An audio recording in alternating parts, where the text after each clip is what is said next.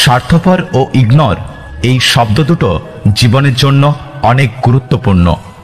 ভালো থাকার জন্য এই শব্দ দুটোর ভূমিকা অসীম। তুমি তখন থেকেই ভালো থাকবে যখন থেকে তুমি স্বার্থপর হওয়া ও ইগনোর করতে শিখে যাবে। তুমি ভালো নেই এর জন্য তুমি নিজেই দায়ী। তুমি কেন ভালো নেই যদি এর কারণ খুঁজতে যাও, তাহলে দেখবে কেউ তোমাকে অবহেলা করেছে, এড়িয়ে চলছে, তোমার মাথার উপর বিশাল স্বার্থের বোঝা দিয়ে রেখেছে। অথচ তুমি না পারছো তাদের ইগনোর করতে, আর না পারছো নিজের স্বার্থ তাদের ওপর চাপিয়ে দিতে। খেয়াল করলে তুমি দেখবে তোমাকে ইগনোর করে কিংবা তোমার উপর স্বার্থ রেখে তারা কিন্তু দিব্যি সুখে আছে। শুধু তুমি অসুখী, কারণ তুমি ইগনোর করতে পারো না, স্বার্থপর হতে জানো না।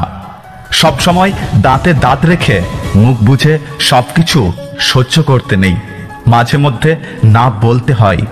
বেঁচে থাকতে হলে না বলতে শিখতে হয়, এড়িয়ে চলতে হয়। খুব বেশি আঘাত পেলে মুখ দিয়ে ইচ্ছে মতো ধুয়ে দিতে হয়, তাহলে তুমি ভালো থাকবে। অবহেলা শুধু শব্দই নয়, এর আরেক নাম যন্ত্রণা। যে তোমাকে অবহেলা করে তুমিও তাকে অবহেলা করো। যে তোমাকে এড়িয়ে চলে তুমিও তাকে এড়িয়ে চলো।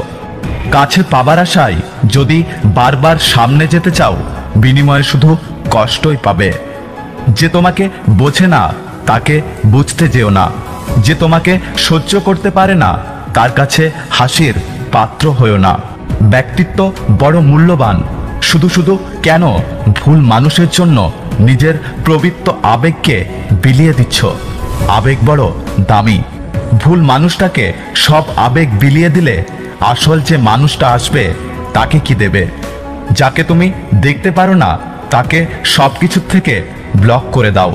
যে তোমাকে দেখতে পারে না তাকে এড়িয়ে চলো, তুমি ভালো থাকবে।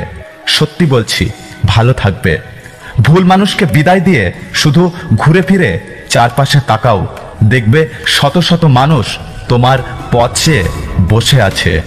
জীবনে ভালো থাকার জন্য স্বার্থপর হওয়া ও ইগনোর করতে শেখাটা যে কতটা গুরুত্বপূর্ণ, সেই মানুষটাই বুঝেছে যে স্বার্থপর হয়েছে, ইগনোর করা শিখেছে। তুমিও শিখবে, সময় তোমাকে শিখিয়ে দেবে। তবে সময় শেখানোর চেয়ে নিজের থেকেই শিখে নাও, কারণ সময় শেখালে খুব কষ্ট হবে, আর নিজে শিখলে খুব সহজেই শিখে যাবে। যদি ভিডিওটি ভালো লাগে পাশে থাকবেন, আর হ্যাঁ, নিজের খেয়াল অবশ্যই রাখবেন।